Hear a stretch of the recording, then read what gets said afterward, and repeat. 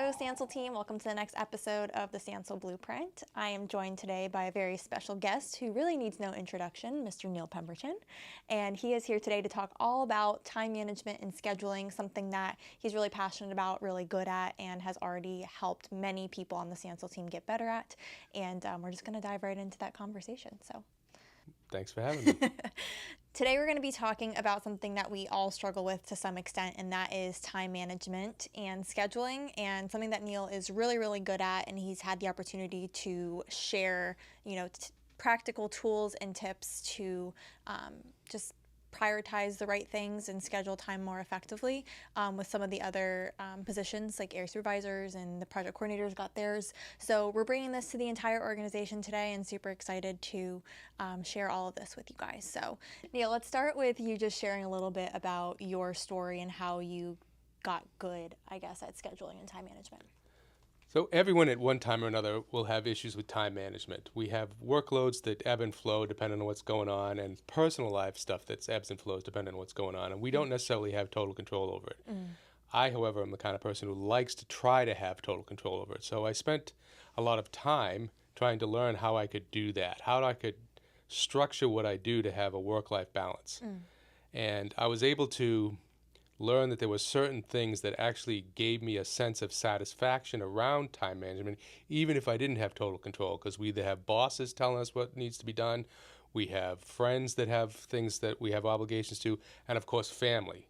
And family's the biggest priority for most people, and that can weigh a lot on how we feel about our work-life balance, whether we have a true tremendous workload or we actually have the feeling of a tremendous workload because stuff's just happening that we can't control. Right.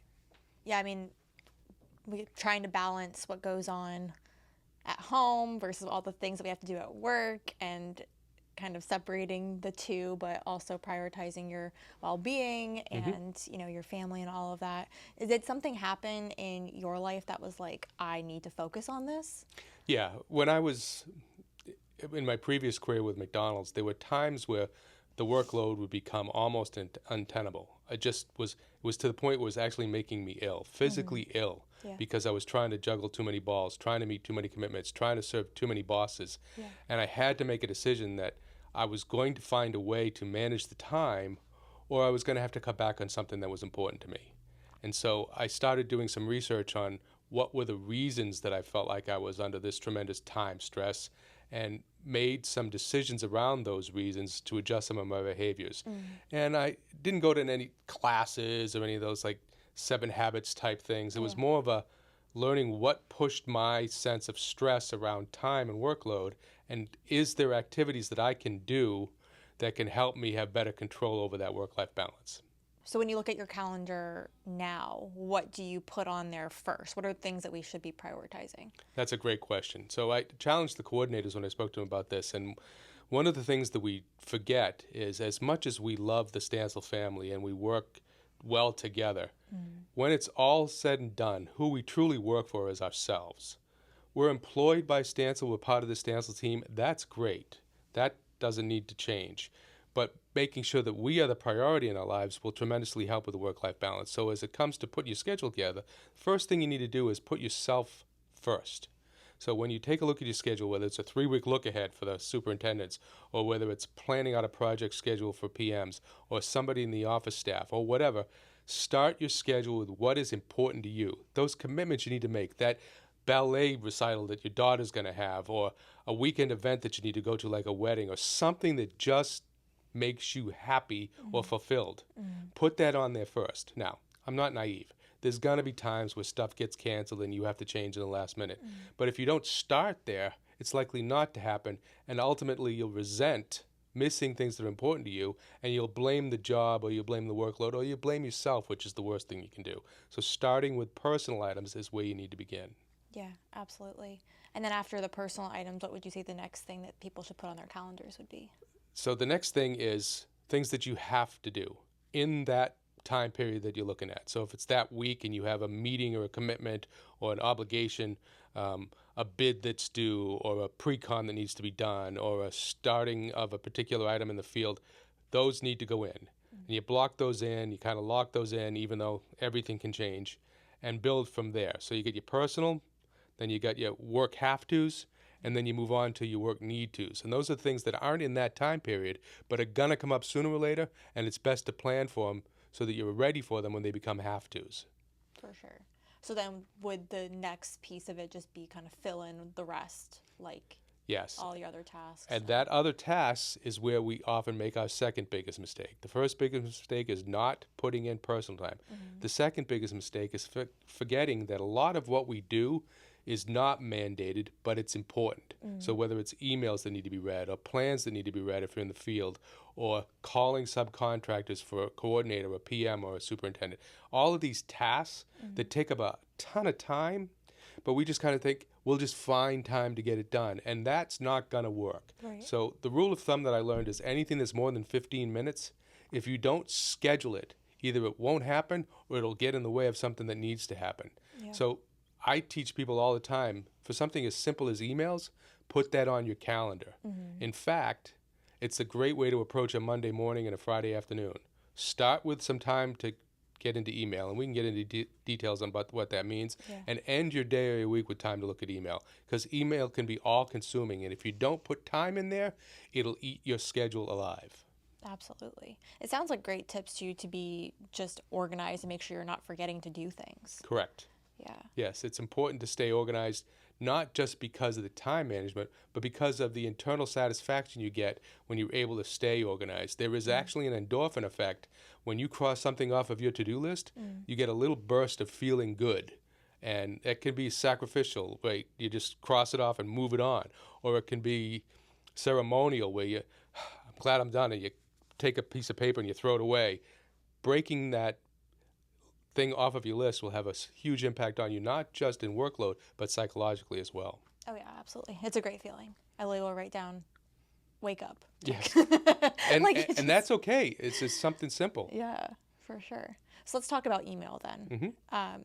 We talk about execution with urgency a lot, and people get that misconstrued a little bit. It's like everything has to be, pants on fire, or how that goes. When it comes to email, would you say email is urgent? No. In fact, we've all heard John talk about it, or most of you have heard John talk about it. Email, by definition, isn't urgent. If it's urgent, call somebody or text them and say, I'm going to call you. Get their attention right away. But an email, by definition, is designed to give you time to take a look at it. Where we get caught up in the never-ending email trap is not compartmentalizing emails by the day. So like I said, you start Monday morning, you open up your emails.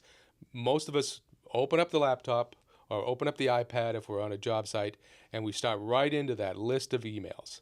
That's a mistake if you get consumed by it. So what does that mean? When you look at an email, if you are in the address line, it says to Neil or to Angelica. That's something that probably is needs to be done list. If it says to Neil, but Angelica's reading it and she's in the CC line, she knows that I can get to that, but it's really Neil that needs to deal with it because it's sent to him. Right. So when you say you have 50 emails that come in, maybe you have 100, maybe you have 200, doesn't matter, but just say you have 50. The first one that you look at, if it's to Neil, you click on it and move it into a to-do list file. You can label it whatever you want. I label mine current. And you just go through that list of 50 emails, and if it's not directed to you, then you put it into a get to it later file, which you then attack later when you have email time built into your schedule. Then once you've taken it and completely gone through the inbox and have nothing in your inbox, you get a satisfaction that'll just make your day start off on the right step. I've controlled my workload. Even if it's only for a moment, another email pops up, you still get that feeling. Then you go into your to-do list file and you say, what do I need to do now? What can I get to later? How do I ABC prioritize it, or 1, 2, 3 prioritize it? And then stop. Take a minute, break the cycle, get up, get a cup of coffee, take a walk outside, pet the dog, say hi to your child, whatever makes you tick, then get back to it. If you don't break that cycle, email will consume you, and you'll blink and it's 2 o'clock in the afternoon and you're still stuck in emails. Yeah. And then later in the day, do the same thing at the end of the day. Always put in at least 5 minutes to double check that email file and maybe create the next one for the next day if you're ahead of schedule, so that you've asserted control over email instead of email controlling you. Yeah, I think especially for those that work in the office and sit in front of the computer all day, and you have email open, it's just the constant notifications in that corner will distract you, and you just keep going back and forth. Like, nothing is worse than being distracted by that, because it takes you off of what you're currently doing and have to like reset every time you glance over. Yes, and there's some satisfaction that comes from that control. It's a game to me. My inbox most of the day is empty. But that doesn't mean I don't have any emails. I have as many, more than some other people. That's not what my point is. But I have moved them into the to-do file. Yeah. So to your point, when they keep coming in, and they keep coming in, as soon as I get it, I click on it. If I'm in the title and I need to know, I put it right in my current file. Yeah. If it isn't, I file it away. And there's some tricks that we can talk about later, or people can talk to me individually about how to create those filing systems so you know where things are and can keep track of things. Yeah. But the satisfaction of looking at my inbox and seeing it's empty, that is a huge feeling of control, which makes me feel less overwhelmed by workload. Absolutely. And, we do send important things through email. Absolutely. And especially those of you out in the field that aren't seeing those constant, notifications for email, make sure you're reading your email eventually. Yes, sometime in the day you have to put aside to do it, Yes. because you don't want to miss important stuff, but you don't want to get in the way of the other important stuff. Right. Things can be equally important. Absolutely. So let's stay on the field team for a second. What advice would you give them on their schedules? Because theirs is a little bit more, I don't say they don't have control, but it is, dictated by what's happening on the job site.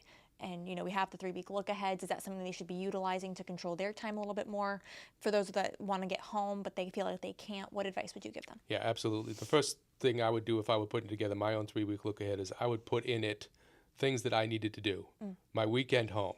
And I would plan my interaction with subcontractors, trade partners that I can control around that. So I might say, I got to have concrete poured by noon on Friday so I can get out of Dodge and get home that weekend. Not waiting till Thursday to call the concrete supplier for Friday and hope he can get there by noon. I'm planning that out 3 weeks ahead, taking care of my own personal obligations, things I want to do first, and then backing into the 3-week look ahead, looking at the milestones within a project and setting those up under the things I have to do, like I talked about earlier. Yeah, I mean, as a superintendent, or if you're out in the field for whatever you're doing, you have to prioritize yourself. Otherwise, you get burnt out. You could risk injury, God forbid something else, but you have to put in that personal time too. I don't think that's selfish at all. You're right. I agree. Yeah, for sure. How about those that are in a remote environment? Like, they literally live and work in the same area. How do they schedule their own personal time? So the personal time starts the same way, but there needs to be some interactive into the calendar around the events that you have outside of the job. So what does that mean? That means you need to put pause periods within the calendar to step away and check on what's happening around you at home. So that might be taking the dog for a walk. That might be seeing if your wife has something that she needs and interacting with her so she doesn't feel like you're abandoning her, or your husband, depending on the situation, or your significant other.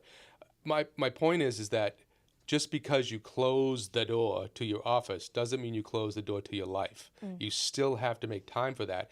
And it can be exacerbated, the feeling of cut-offness, if you don't interact with anyone at all the whole day except for your computer screen.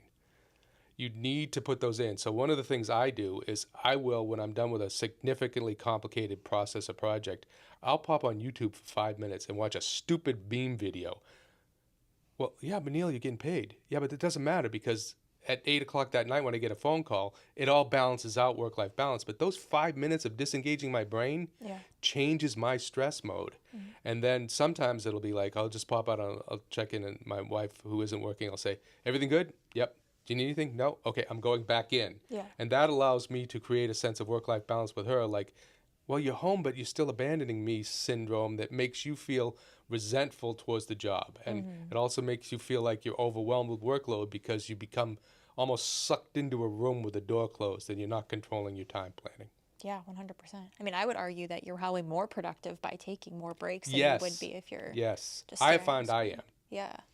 And it's one of those things where understanding that people have a personal work-life balance can make a huge difference. I shared a story, and I had a person who worked for me, and she was very family oriented, kids, involved in her kids. And she took a new position, and she was working directly for me and didn't want to let me down. So she was sacrificing personal life to have a great time at work. The problem was is that it started eating her alive because she was letting her family down. And she got to the point where she was emotionally spent and in tears when I talked to her. And I changed her approach, and putting that personal time into a calendar, she actually got more productive and was happier within a couple of weeks of adjusting, because instead of the job consuming her, she was able to have control over the work-life balance. Her kids stopped saying, "Mommy, I never see you." Her husband stopped saying, "You're never home." Yeah. And it had a huge impact on not only how she felt about work-life balance, but it actually made her more productive by working less, because she could focus in on it instead of always thinking, "I got to get home. I got to get to the soccer game. I can't do this. I can't do that." And we've all been through that. Yeah, I'm sure everyone can relate to that story in some capacity. I mean, too, when you look at your, like, let's take top 5 priorities. If work is your number one priority in your life, we should chat, because work is important, but it's not everything. Work is what you do. It's not who you are. Right, for sure. Do you have any additional advice for anyone when they're looking at their calendar? Should they be using any specific tools or any? Yes. Yeah. One of the things I like to do is I color code my personal events different than the color code of my work events. Yeah. So it reminds me that it's personal, and I don't forget and I don't cancel it. I prioritize personal in a way that is not just written, but it's visual. So that if you popped open my calendar, you'd see everything that's personal to me is in pink, and everything that's work is in blue, and then the holidays that are built into the calendar in green. All of that allows me to visualize my time needs and not just be reacting to my time needs. Yeah. Neil has offered everybody and anybody who wants additional support and training on scheduling and time management a one-on-one session on him. Yes. And please take advantage of that. I mean, how awesome is it that we have a resource here and in you, Neil, that can do that. You've been a great help with your supervisors, project coordinators, with me. So just thank you for that. So reach out to Neil if you want to set that up. Anything else you want to share with the team while you're here? Yes. Don't be afraid to admit you have a time control issue. Yeah. It's because you have gas that feeling even happens. If you didn't care, you just would get to things whenever. Yeah. But because you care, it's gonna happen sooner or later. And that's okay. What we can help you with is the ability to control it, not totally, because stuff happens, things happen, emergencies, meetings that you weren't counting on. That's never gonna go away. But having the feeling that you have some control over it will make it easier for you when you don't, to know that there is a point where this will get better. I'll be okay. I'll be able to take care of my family or my personal stuff that's important and still do a good job and feel good about it. If you have gas, this will happen. It's okay. Absolutely. Well, thank you, Neil. Appreciate it. And thank you, Stansell team, for joining us. This has been a great podcast. Look forward to the next one. Have a great day.